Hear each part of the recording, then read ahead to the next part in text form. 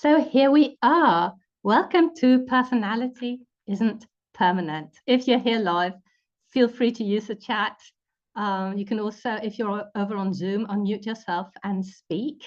And you can really do that at any point through this workshop. It's really an active workshop, so the more you participate, the more you'll get out of it. I prepared a worksheet for you. If you're over on LinkedIn, I put that in the chat. So hopefully you can see it there. Let me just check. Yes, it should be there. I hope you can see it. And if you're here with me over on Zoom, then it's also in the chat. And if you arrive later, just tell me to repost it so that you can see it. If you're here on the replay, I hope you can find the worksheet somewhere around here, maybe with the email that went out to you with this replay. So anyway, let's really dive in deep here. And what I'm asking you to do here is really not easy, because to create change in our lives, we really have to go inside first. I know that some people want quick fixes on the outside, like they want to lose weight and by doing these 3 things, or they want to declutter their home by doing that thing, or that is not really how I work. I don't work so much with strategy. I work with my clients by going inside, because our inside world is directly reflected on the outside. And if we can change on the inside, then we can just watch the outside change too. So that's really where I'm coming from as a life coach. And what we'll be doing today is going inside, going deep inside, and that can be a bit uncomfortable. But can I just remind you that whatever you discover on the inside is helpful. Because if you discover something new, it means that you're making something that was unconscious before, you're making it conscious. And once we've pulled whatever it is out into our consciousness, now it means we've identified it and we can see it, and that means we can change it. So that's why we want to go deep inside. That's why we want to reflect on our lives. And that's really what we are doing today. So I get it. It's not everybody's cup of tea. And some people are looking for something fast. I'm looking for something that will work all through life, that will create that permanent change. But what we'll be doing today is not something that you will do once and for all. Like, I've been doing this for so many years, and I'm still doing this work. It's really part of life. And the reward for doing that work is that life gets to be better and better. We get to know each other, or know ourselves so much better. We can understand things about ourselves. And what is so perfect is that we can recognize the patterns we are falling into. We can recognize what it is that we are doing on default. And then we can decide whether we want to keep doing it or whether we want to choose something different. So if you're joining now, feel free to use the chat. I always love to hear from you. You feel free to let me know what your name is, where you're listening in from. We had 2 people from Edmonton in Canada. Wasn't that? That was really fun. But anyway, who didn't know each other, I don't think. So feel free to participate. I posted a worksheet in the chat, and I shall do so again in case you just arrived. Feel free to download the worksheet either for now, or if you want to go a little bit deeper. Can I just say, if you do this work with me right now on the workshop, even if you do it imperfectly, and I'm talking to the perfectionist here, even if you do it imperfectly, at least you will have done it. It's not something that you leave till later. So technology permitting, there will be a replay, but what you do now is already fantastic. You've already started the work. Now you have opened you've opened the box, like you are into the work. So can I just recommend that you go ahead and do that with me now today? If you don't know me, my name is Katrina. I know it's spelled with an E at the end. That's a long and boring story that I won't tell you today. So I call myself Katrina. I live in the south of France. I live in a gorgeous country house and I love my life here. I got here through a lot of persistence and I became a life coach, started my own business about 10 years ago. And I did that to help other people have that dream life of theirs, like really doing what it is we enjoy most and doing it on a regular basis. Hello, Sue. I can see you over on LinkedIn. You are so welcome. Fantastic. Can you see the worksheet I posted? If you can, go ahead and grab it because we'll be diving deep into this content today. So, just to set the framework of what we're going to do today, growing up, we have soaked in a lot of information. We have input, we have feedback from everything around us. And some of that we are aware of, but most of it just got buried deep down in our subconscious, often when we were very young, but sometimes also later in life. And all this information is somewhere inside of us. And as long as it's unconscious, we can't really do anything about it. So the whole point of coaching, or the whole point of anything to do with therapy or any kind of self-help, is really to enable you to see what's not really obvious from where you are now. It's really to dig out the things that are influencing you still today, from the past, from the recent past, anything from your life, really. So that is what we're going to do today. So let me just pull up my notes. What I want you to think about today is whatever you uncover, whatever beliefs or thoughts or messages, I call them, that you uncover today, don't ask yourself if it is true. So I love science, but today we're not looking for what is perhaps statistically the most true, what scientifically is the truest. Like if we conducted a study in probability or in statistics, what would show up as being more often the truth? That is not really what we are after. I'd love for you to notice today is this serving me or not? That is the question we're asking ourselves. Is this belief, is it serving me or not? And if it's not serving you, meaning if it's not helping you live the life you want to live, be the person you want to be, well, then let's get rid of it. Let's perhaps change it into something else, or let's just throw it out, because personality isn't permanent and we really get to choose a lot of things. So obviously there's a part of us that is governed by genes that we can't really influence, or at least we don't understand how to. So that could be anything to do with your body size, your stature, your hair color, your eyes, and all of that. We can't change that, but that is such a tiny part of who we are. Everything else, meaning everything that goes on in our brain, in our minds, we can change. We can completely change. And that's the part we're talking about today.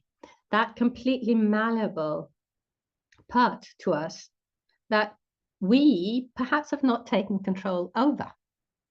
And if you're here at the beginning, I talked about the inside being reflected on the outside. Sometimes we want to change things on the outside, like we want to change our jobs because we don't like our job, or we want to tidy our homes because we don't like how messy it's become. Like we're changing things on the outside, but that is really very difficult unless you change the thought patterns or your sort of subconscious programming that were really conducting those behaviors on the outside. Does that make sense? Let me know in the chat if I'm not making any sense whatsoever. You can also comment over on, thank you, Lisa. Thank you, Leanne. Yes, Sue. Brilliant. So, for instance, let's take an example from my life. When I grew up, I learned that money, like money comes with a sacrifice. And fortunately, that was an idea I completely scrapped when I moved away from my parents. And I learned that money flows to me easily and effortlessly. So that was a belief that I was able to change. And that's really what we're looking at today. However, sometimes we like pretending. And I caught a client about this the other day.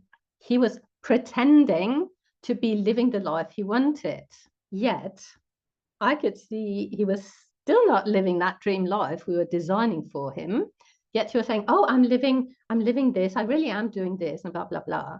And I said, well, we can sit here and pretend that that's the case, but we've got a very large amount of evidence right in front of us that you're not yet living that life. Like, you might be moving towards it, but really the way we defined it, you're still not there. So the more we sit here and pretend, and he's very good. So he said, yes, of course, you're right. Let's stop the pretense. And an example of that pretense is, like, I used to be fat. Maybe you don't like your body shape or size, but maybe you don't want to call yourself fat because it has got negative connotations for you. So you say, I've got a bigger frame, I'm curvy, or something that you can put a positive slant on. Now, that might feel better, but really, if you are associating any negativity with being that plus size, well, that is really where we need to go so that you can call yourself fat, but have no negative connotations connected to it, right? So you don't object to who you believe yourself to be, but we really have to look at it honestly. And so I call it pretense when you don't want to admit that you feel bad about your size or your shape, and you sugarcoat it by calling it something different. Does that make sense? Because I want you to see that being fat is a thought, it's a belief. Like, it being bad, the negativity around it is a thought that we can change. Because who says it's bad to be fat? Who says it's bad to be overweight? That is where we want to get to. We don't want to be arguing with how we feel it, how we really think about it. Are you with me so far? So it's like about taking that protection down, where we're no longer protecting ourselves from the full realization of what we really believe. Thank you, Lisa. Love it. Right? We're no longer sugarcoating things or protecting ourselves, because today, what we're doing today is just really realizing, and we don't have to judge ourselves for it, right? We don't have to regret or anything. It's just like, oh, this is where I'm at. Fabulous. Now let me love myself to bits, and let me also find out how I go in and change the things I don't like. So we don't have to look at, scientifically speaking, if I asked doctor, am I overweight? He might say yes, but we really don't care about that. It's everything we connect it with, everything we think when we think about ourselves as overweight. So I hope that is completely clear, that this is not an opportunity to criticize yourself or to judge yourself or your family or anything like that. So what we're really doing is spotting whatever is part of our past that is influencing our present and is preventing us from living the future we desire. So I hope that is completely clear. If not, let me know. So I'll be taking you through a few exercises, and it is to help you see and read yourself like an open book. Oh, this is what I believe. This is whom I believe myself to be. So, as I said, it's an ongoing thing. It is never ending.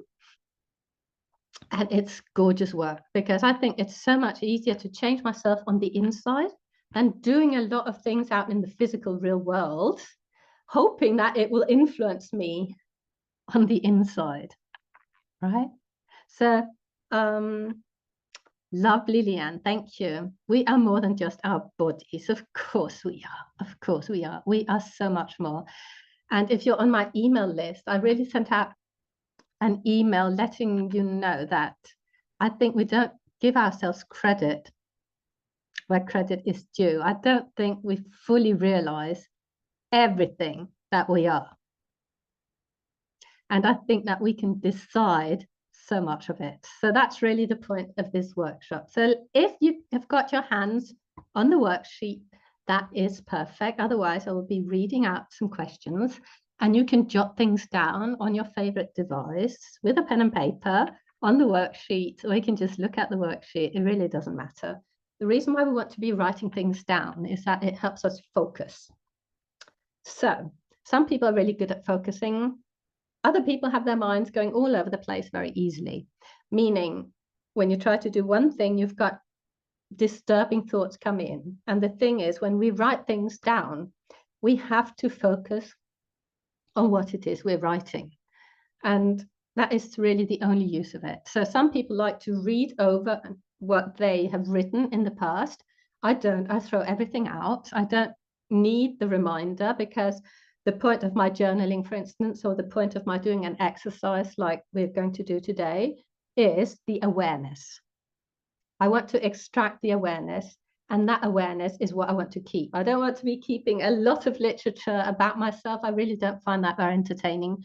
But if you do, please go ahead and save what you write. I'm after the awareness. So let's dive straight in. As I said, all through our lives, we've been taking on messages. And to illustrate that, can I just say that had you grown up, and maybe you have, in an extremely rich neighborhood where everybody had their maids and servants and gardeners and cleaning people and all of it, all your friends at school were extremely rich, all your parents' friends were extremely rich, and it was really normal to have like a private jet. Everybody on your street had a private jet. You would grow up believing, oh, this is so normal to have a private jet. And like the contrary of that would be if you grew up in middle class, like I did, very suburban middle class environment. Well, I didn't really know an awful lot of people with a private jet. So having a private jet was just outside of my awareness. It was not something that I could relate to. And so this obviously influenced me, because the child growing up with a private jet is going to have completely different life expectations from the suburban middle class girl growing up thinking she has to create everything herself, all of that. So two different perspectives, very heavily tainted by the experience we had growing up. So I just want you to right now make a little sort of inventory of the influences, the messages that were implanted in your conscious mind, because now we're talking about what you are conscious of today. So I'm asking you on the worksheet to look at what were those influences from your family, and they can be positive or they can be negative. I distinctly remember from my family, like my parents were gorgeous people. They had worked very hard to get to where they were. They came from very poor backgrounds. My dad became a doctor. My mum became a nurse, almost a cliche, right? And they had made a very good life for themselves. However, there were none of these sort of emotional tools available back in the day. And so they very much stayed in how they had been brought up, like, and they brought us up in the same way. So in my home, you couldn't talk about emotions, for instance. You couldn't say anything emotional. You couldn't be emotional, and you couldn't mention emotions. That was just not something you did. So I remember being told, I don't know in so many words, but definitely the message I took on was, don't ever think you're special. And I know that many people have taken on that message from their families. Don't ever think you're special. Also, I was taught and told to learn to fit in. Also, my parents, the wonderful people they were, had a very sort of conditional way of loving their children. Very conditional, meaning, well, we were lovable when we behaved. Like there was a certain set of behaviors that we had to adhere to. And then, yes, they would love us. Like, of course, we would work well at school. Like, of course, we'd get good marks. Of course. Like, that was what was expected of us. And that was really what made us lovable. Yeah, Lisa. Yeah. So that conditional love is how they were brought up. And I'm not sure they ever realized that that is how they brought us up. But that was really the very clear message that we were told, my sister and myself. So that was the message from my family. A lot of other things, of course, about money, of course, about sexuality, about a lot of things. But these were really some of the ones I want to highlight today. So moving on the worksheet, my next question is about your friends. What was the message you picked up from your friends? And if you're brave enough, you can share some of it in the chat, either on Zoom or on LinkedIn. Brilliant. So we've got a lot of Canadians on this call, I'm just noticing. Isn't that fun? Love it. So, yes. Oh, haven't you? Yeah, so Sue says she never really thought about it like that. Yes, just noticing, right? I'm not shaming my parents. They did their very best. And I think most parents do. So let's not expect them to get it right. And if you're a parent, don't ever expect to get it right because you won't. That's just how it is. So from my friends, for example, the message I got was lead us. I was the uncontested leader in the playground till up about when I was 11. I organized our games. I directed our games. I had all the ideas and I told people what to do. And that came very naturally. And that's just how it works. Very easy, never questioned anything about that. And they were definitely looking to me to lead them, to think of fun things to do and then to organize it. What messages did you get from your friends? Later on in life, I got the message that I was too ugly, I was too fat. Lots of those negative messages I got later on when I was a teenager. So just noticing it, right? Just noticing it. From school, the messages I got was again the reinforcement of the message I got at home. Don't ever think you're special, because I was a very different child. And I couldn't help but notice that I was very different from many of my friends. And I didn't think I was special, but I did think I was different. And I think the messages got so confused between you're not better than anybody else, but you're different. So it's about that equality and difference. Like we're all equal, but we are all different. And I don't think I was able to understand if there was a message of you're allowed to be different. I don't think I got that memo. So I just kept finding fault with myself for being different. Also at school, I was told to don't get your hopes up, aim low. That way you're more likely to succeed. So that really didn't sit well with me because in my life, yes, Lisa, we fit in sometimes. Like it's very conditional, that acceptance, isn't it? So growing up, what was I going to say? Got distracted by the chat. Don't get your hopes up from my school, which was really about not having too much of an ambition, right? Because I might get my hopes dashed. So they were trying to protect me. And if I had too big dreams, for my life, well, I might get disappointed. And that can come from a very sort of protective, well-meaning place. So let's not discard it, but let's just question it. So Leanne says, I was the protector of my friends, the one that didn't do things to fit in. Oh, I definitely did not follow the crowd growing up with your friends. Fantastic. Fantastic. Yeah.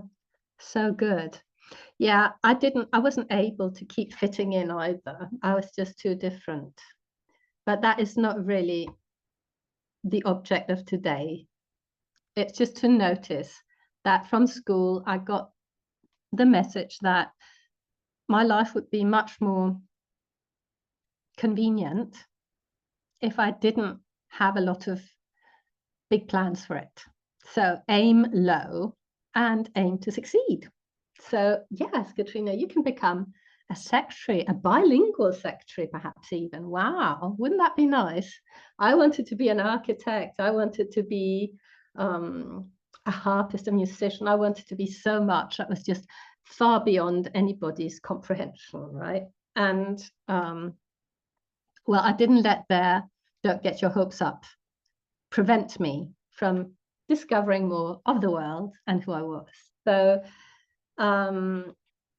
I think the messages I got at school really just reinforced what I was learning at home. Now, what did you learn? What were the messages you took on from your leisure? Any activities you engaged in? Any hobbies? Yeah, that's fantastic, Leanne. Love it. A bit of a rebel, she says. Yeah. So what did you get from your leisure activities? What was the message? I got the message, everything is possible. Sue says, I don't recall having friends. I would do daft things to try and fit in. Recall leading a line of us around the school yelling, join the regular army. Yeah, but that would be so gorgeous, Sue, if you discovered why. Right? And find that in you today. I can definitely see that in you. Yeah. Excellent. So Leanne says, I loved all sports. I excelled in sports. It was my freedom from the daily trauma at home. I know. So I was also doing all sorts of sports. There was a competitive element to it. So I had to be the best. It was just not a question of me not being the best. So that put a lot of pressure on me. So I don't think I enjoyed all of it. I did love my next question, which is about art. What were the messages you got from art, from films you saw, from the music you listened to, the books you read? And I just found, I'll just show you this very old book, which was my childhood heroine, the story of a little girl born in China, but from Danish parents, and who became a famous dancer. And it's her ascent. And I just loved that. I love that girl and the book and everything. And I think it influenced me to believe that something else was possible. Maybe that was it. I'm not sure. But think about, what were your influences? What were the messages you got from the sports, from arts, from anything leisure? Sports team was where I excelled. Also got me out of class when you made the school teams. I know. How many of us have spent time and effort thinking up ways in which to get out of class? Right? Me? How can I get out of this drudgery of sitting here in class? Let me go out and do something else. Yeah, I grew up in a home where we didn't really enjoy nature. It was all about civilization. So I never spent much time in nature, except when I went on holiday with my aunts to a little island in the north of Denmark. I was born in Denmark. So when we went there, we were out in nature. It was just a totally new experience. Like, wow, this exists. And I remember loving that so much. But it wasn't until much later in my life that I reconnected with nature and the joys of it. So notice, what were the messages you got? I remember so many of the books I read Maybe you did too. Just having a look over on LinkedIn. If you're on LinkedIn, feel free to participate too. You will be so welcome. And please feel free to interrupt me with any questions. Moving on my worksheet, my other question to you is, what did you learn from your physical environment? Just the house you grew up in, or the houses, or the flats, or the apartments, or the farms, or the castles, or the mansions you grew up in. I grew up in a very middle-class environment. We started off by living in a lot of flats, small flats, which I really preferred to living in a house because there were many more children in those apartment blocks we lived in. And so you could always find people. And we didn't understand, my sister and I, when we moved into our first house, that there weren't any children in the garden. There was only us, right? Isn't that funny? So from my physical environment when I was little, I found it extremely ugly. Now, I was born in 1967, so I grew up in the 70s in Northern Europe, and can I just say that I didn't like the style of the 70s. I didn't like brown. I didn't like orange. I didn't like the fashion trends. I didn't like the sort of cheap new houses that were built at the time with everything cheap. That revolted me. I just thought, why wasn't I born in an era that was beautiful, right? And so I loved going to these historic places where I could see beautiful architecture, beautiful style, fashion from different eras. It's funny how that has stayed with me, and it came to me when I was very young. Like, I didn't like the fashion of the 70s, didn't like the fashion of the 20s either, but it's really strange how that has stayed with me. But it was obviously a very huge influence for me. What about you? Anything you want to share about your influences from your physical environment or from your leisure? I'd love to know. Or maybe you're just too busy reflecting on it, which is all good. As I said, better do it imperfectly now. Maybe you want to come back to it, maybe you don't. Maybe you've already got some insights here. So my third question is, looking at all those messages we've just been trying to come through, like in written form, how did these messages express themselves in your life?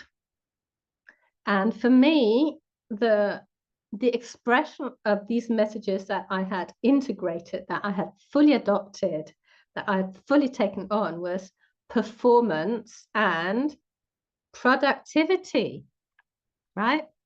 Who hasn't been influenced into productivity in their lives? I'd love to know. You can put up your hand. Too many people in the space, no personal space, yeah, except your bed, yeah. I know. I know. I was so upset with my room. I had a room to myself when I was a teenager, and it was so ugly. I didn't feel I could. I felt really, profoundly speaking, that I was not important enough to make the space beautiful. Isn't that crazy? So that being part of my childhood, maybe the pendulum has swung over on the other extreme, where I'm looking into always making things look beautiful around me. But so interesting to notice, isn't it? So I was influenced or messaged or manipulated, or whatever you want to call it, into performance and productivity. I was always attempting to live up to other people's expectations of me. I was a perfectionist. I was pushing myself to my limits and sometimes well beyond.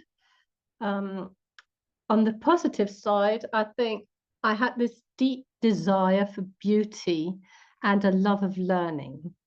And that has stayed with me. That performance and productivity, I'm still letting go of it. I'm really letting go of that so profoundly now, this idea of productivity, right? I really don't find any joy in that. But I'm just noticing, how did they express themselves in my life? Well, they expressed themselves in the sense that I knew I had to get good grades, good marks. I knew that I had to perform up to standards.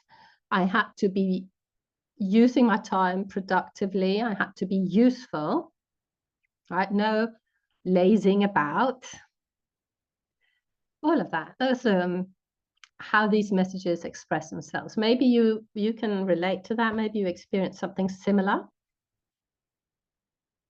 I didn't have my own bed until I was 13. Yeah. 12 other siblings, 5 sisters being the youngest. Oh, wow. You always had to share a bed until they all got married.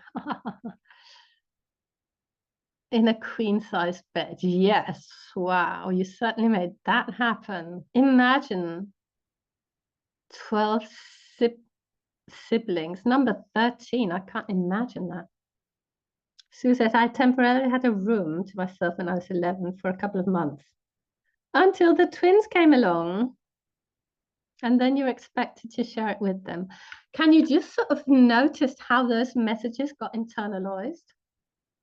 Like, I had the message from my room that I was just not worth spending a lot of effort or money on, like making it into something that I found beautiful. That was just not something that was on the cards. So just notice, what could the messages be? Did you internalize them?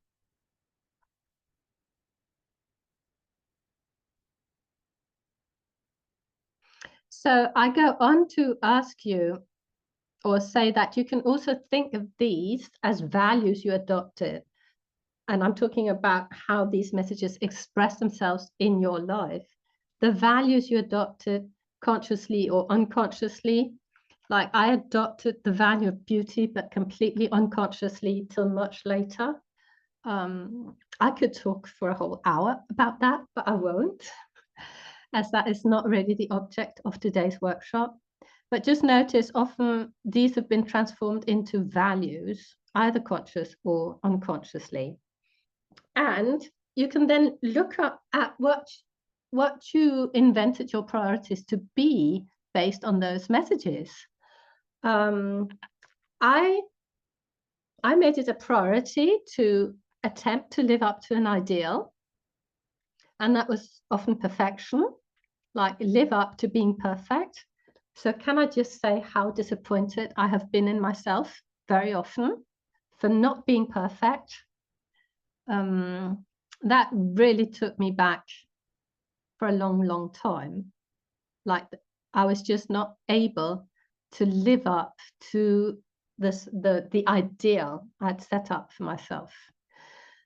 So I had to avoid criticism at all costs. That was really a priority. That was a focus of mine. Also, on the more positive side, I said, well, let me find out who you really are. My priority is to find out what my limits are. So that meant a lot of testing of myself, like, what could I put up with? Like, it's always on the what can I endure side. It was never about, oh, how much luxury can I allow myself? Right?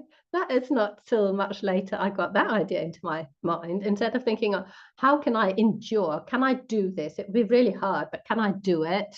And instead of thinking, oh, if I allowed myself all this luxury, if I allow myself all this beauty, could I allow myself some more? What are my limits? Right? That is a new thought. So I'd love to know if you are aware of any priorities you made from all these messages. You can just look at what you were most focused on in your life. Where was your focus? Was it on your studies? Was it on making yourself agreeable? Was it on making friends? Was it on getting on in the world? Was it in escaping?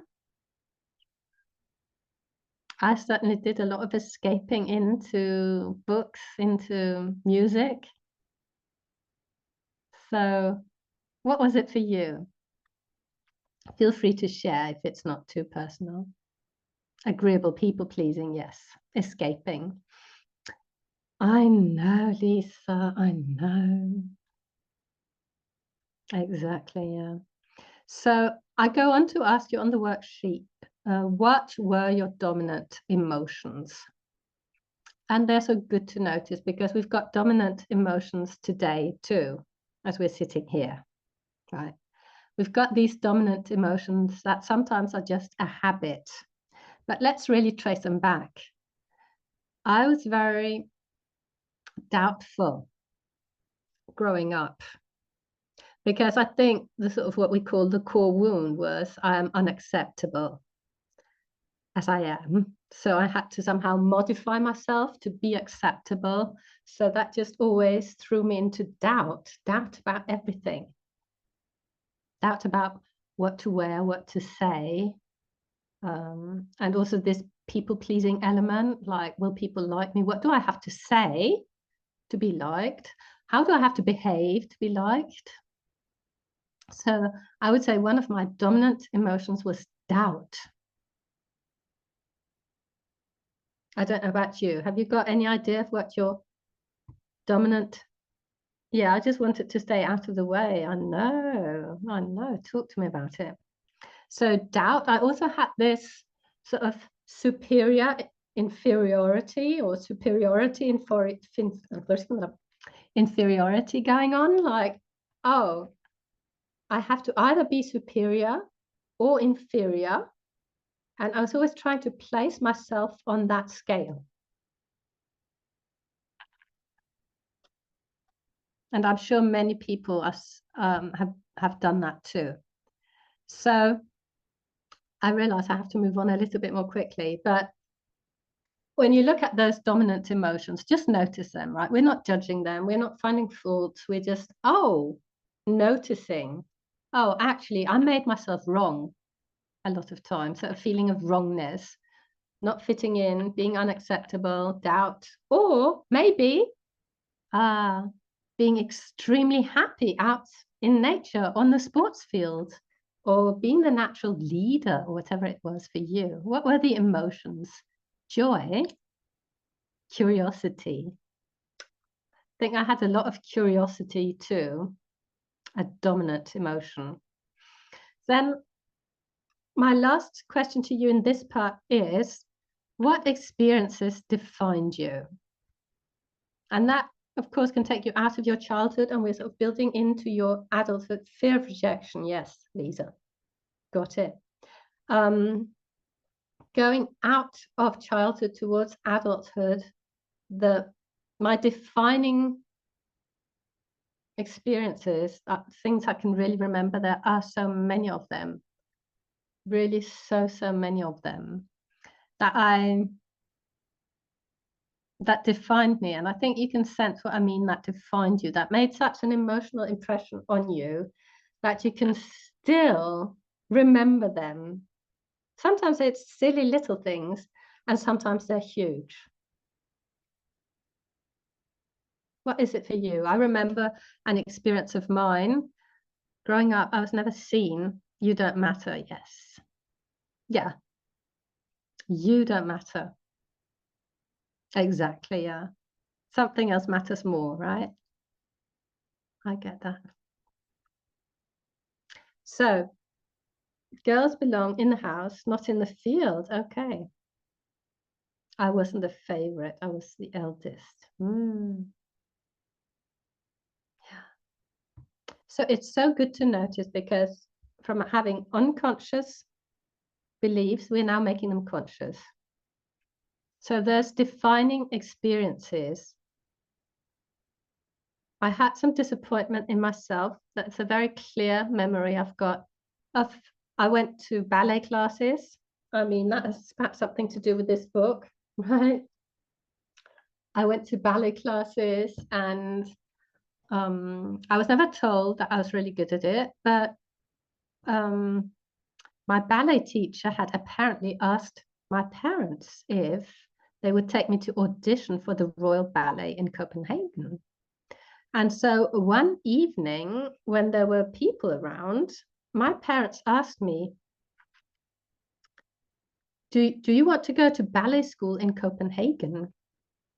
And then they said, their friends were there, you could stay with this friend of theirs because she lived in Copenhagen. But I was so afraid of her. She was an opera singer and she had this really loud voice. And I just thought, I don't want to live with her.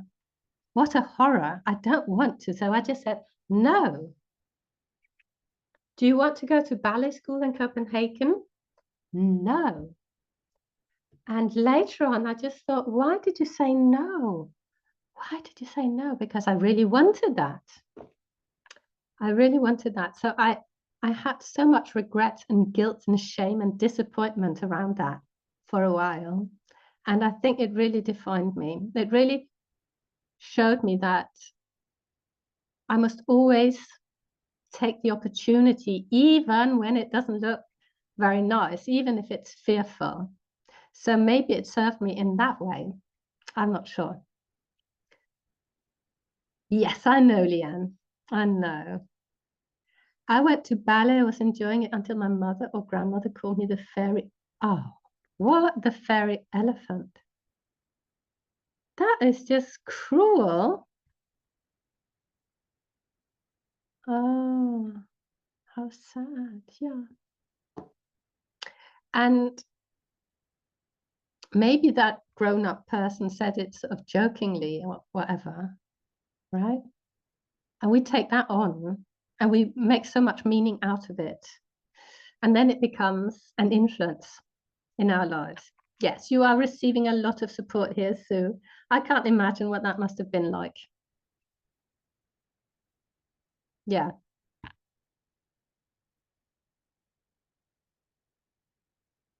So horrible. Later on in life, maybe having sort of defaulted on my ballet desires earlier on,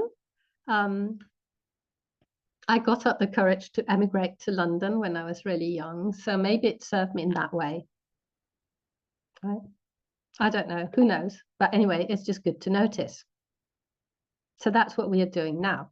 I'm just looking over on LinkedIn to see if there are any messages there. But let's move on the worksheet. So we go through childhood, and then we look into adulthood. And I would love for you to bring up some of the messages we've just been talking about and look at, have they changed? So for me, the message about having to be perfect has changed. So in the first column, I would say perfection is the ideal. That message has completely changed.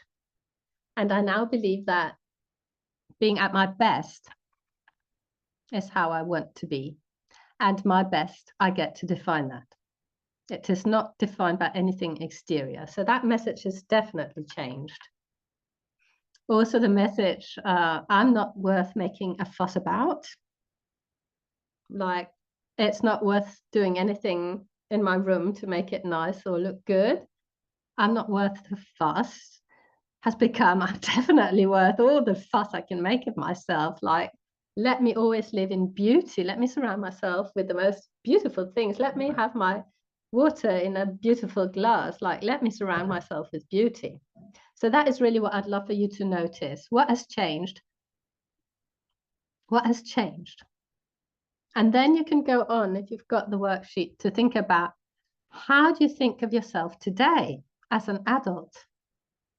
And then you can go back and see if the messages from your childhood are influencing that. So I asked you a lot of questions about who you are today. How do you think about yourself? And we can talk a little bit about that. Yes. Excellent, Sue. So being called the fairy elephant, I mean, you have been attaching a lot of negative thoughts about it, I should imagine. So good just to notice. Now you can trace back that negativity to that message. And once you can trace it back to that message, boom, you can change the message. You can say, that message, no longer resonating. Right, let's just scrap that one. And then when you have got the behaviors that message is generating, then you can look at the behaviors and say, oh, I'm behaving because this is the message I got. And it makes everything so much easier. Then we can go into changing the messages. And that's really where I want to get to. Just got 9 minutes left. So the message I want to get to is that you can change these messages. Like, you don't have to keep them, but you can't change them till they become conscious. You have to drag them out of your subconscious, make them conscious, and then decide, does this message, does this belief, we can call them, does it serve me? And if it doesn't serve you, then you must change it. And that's the part 3 in my worksheet. It's about changing it. It's about looking at who you want to be, because personality isn't permanent. You get to decide, and you get to decide by changing what we flippantly call the programming. But that just means all the influences we've been under, all of that. So when you write down the message that is no longer serving you, perhaps has never served you, and then you create a new one instead. Like, what would be the messages that would most support you today? Let's say you want to make more money. What kind of new messages could you be sending your subconscious? And the way you really build them into your subconscious, meaning that you replace the old messaging that is not serving you with the messaging that is serving you, meaning that supports you in the life you want, in the person you want to be.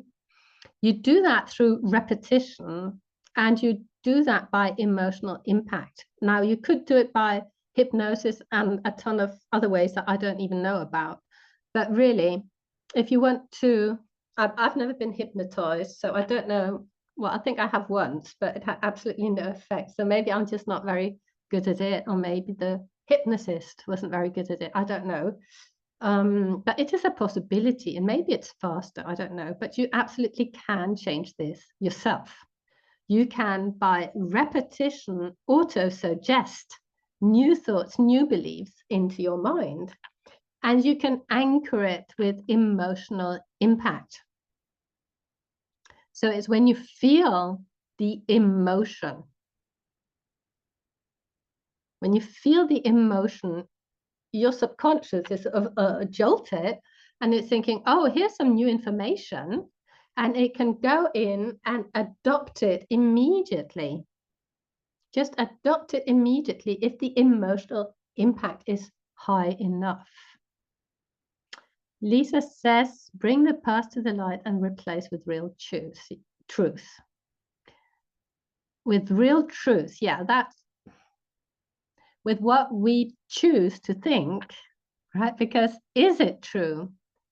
Is it true that I was unacceptable? Well, probably not, but can we really prove it? And so I like to think about, well, what is serving me rather than what is true? What is true, I sometimes can't determine.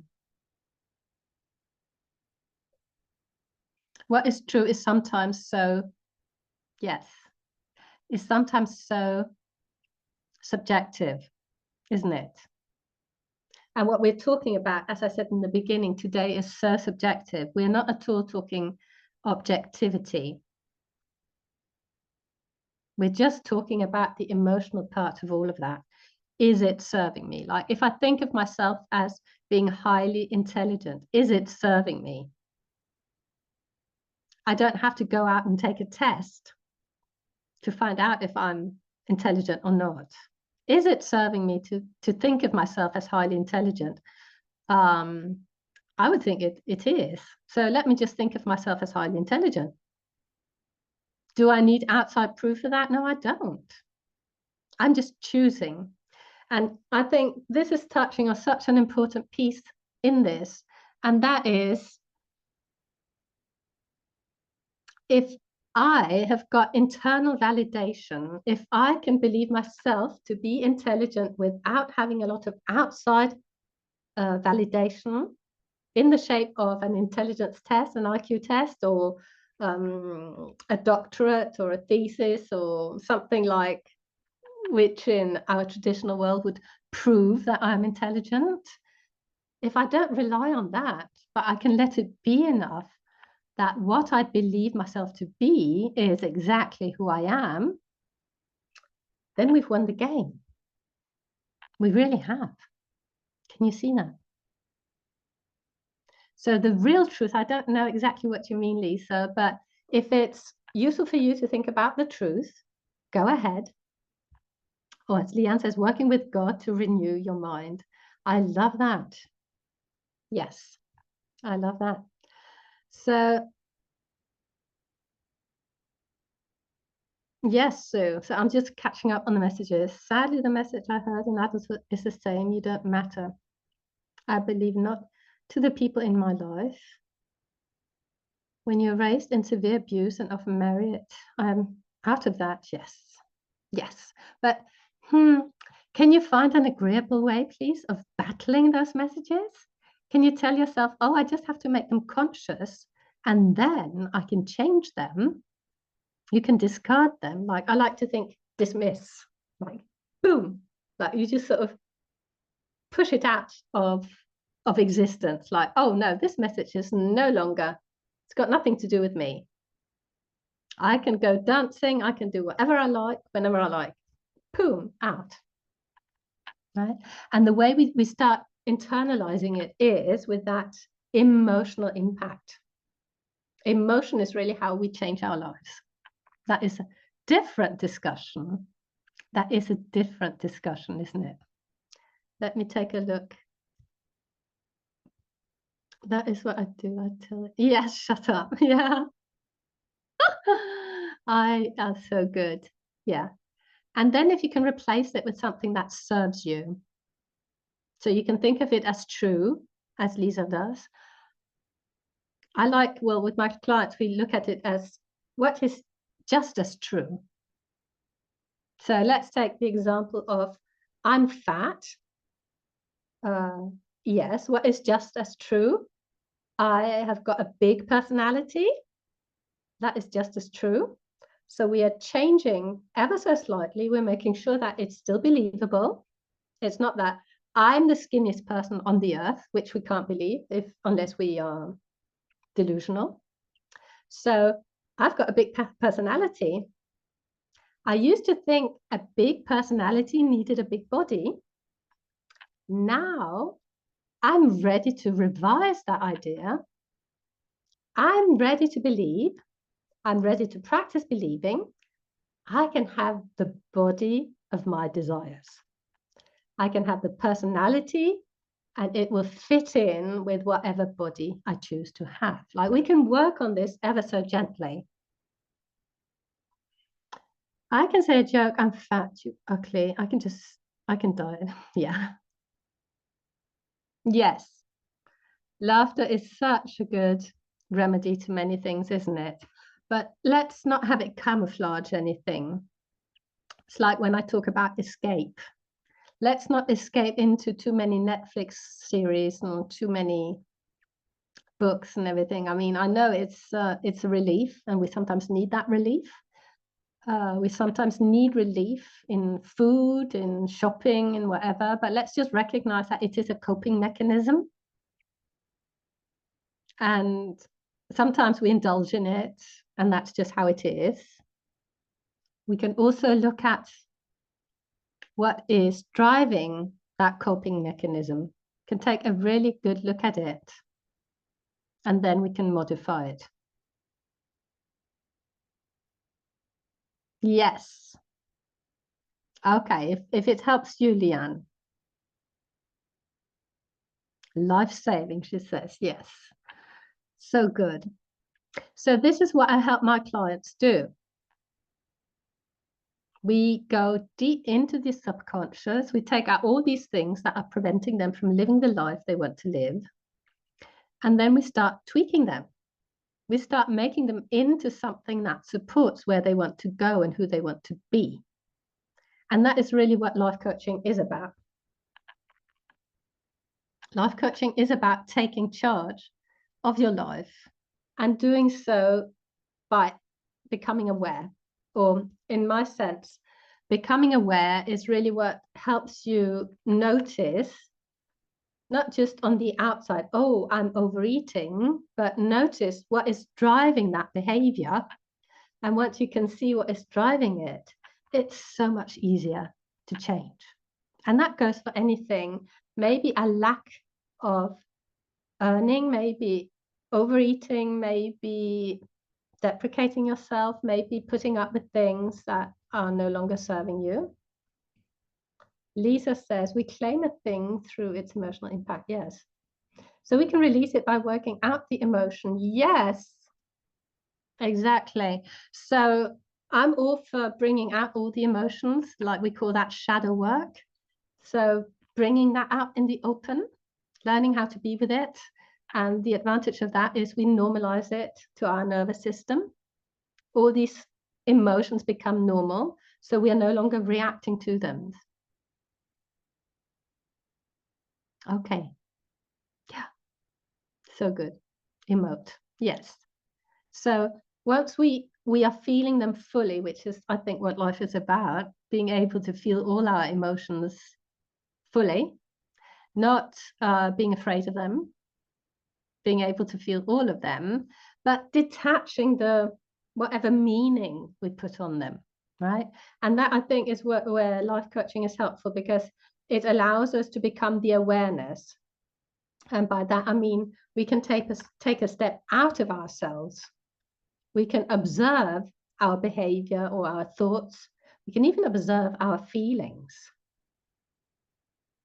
And that is not to say that you have to disincarnate, but we have got the ability to observe ourselves, which I don't believe animals have.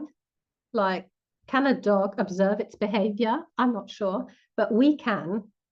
We really can. And we can make that a habit.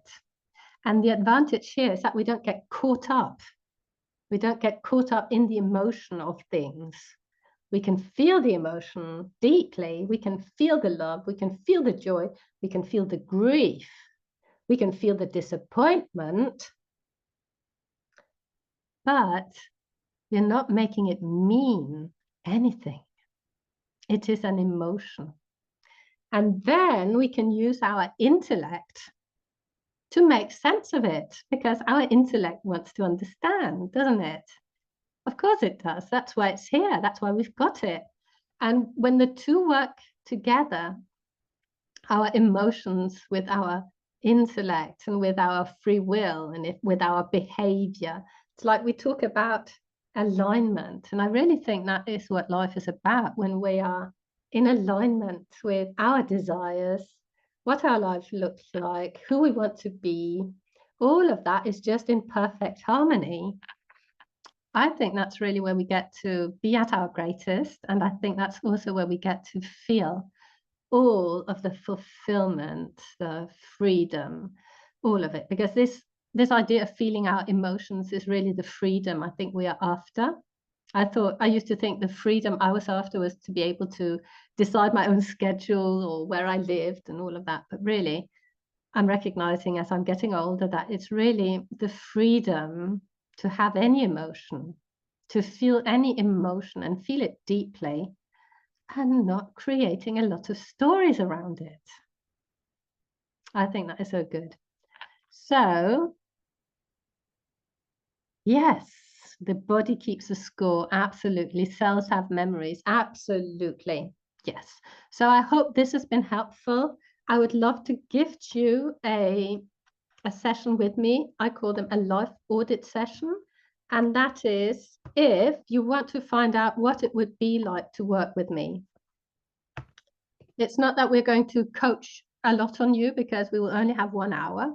I put the link in the chat on Zoom. I can put the link in the chat over on LinkedIn, and you can go ahead and book one. It's free.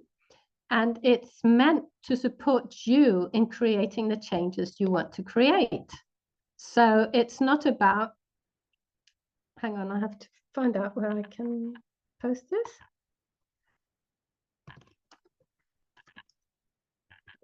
Excuse me 1 minute to book a live audit session. So it's not that I do a lot of coaching with you, it's just that I show you what is possible. So show you what is possible once you are really proficient in reading yourself. Once you're really good at spotting your patterns, once you're really good at not making up stories about things. So we can talk about that, and we can talk about how you want your life to look and who you want to be. And then I can show you how you can get there. And if I can help you, I will suggest I do so. So feel free to book one of those if it appeals to you. If we decide not to work together, that is perfectly okay too. It's not a commitment to work with me. It's simply to explore, to investigate. Brought up a lot of things to spend more time working out and contemplation. Yes, Leah, and please go ahead and keep contemplating. I love talking to you. I'm sorry I went a little bit over time. I'd love to connect with you. Feel free to reach out via email. Let me just put that in the chat, or via a DM. So, oh, you're welcome. Yeah, it's about creating that awareness, and that's what we do in the life audit session, because what we can see on the inside of our lives is not always what we can see from the outside. And it's always useful to have somebody look at you from the outside and point out the things that you can't see on the inside. So feel free to go ahead and book one if you want to. As I said, it's not so that you will work with me. It is to explore and to see if that would be useful to you. So I love talking to you here on Zoom and over on LinkedIn. You are welcome. You are so welcome. I love meeting those of you I didn't already know. And I'm looking forward to talking with some of you over on a live audit session. Thank you so much for your attention and for staying till the end. Love you all. Talk to you soon. Bye for now.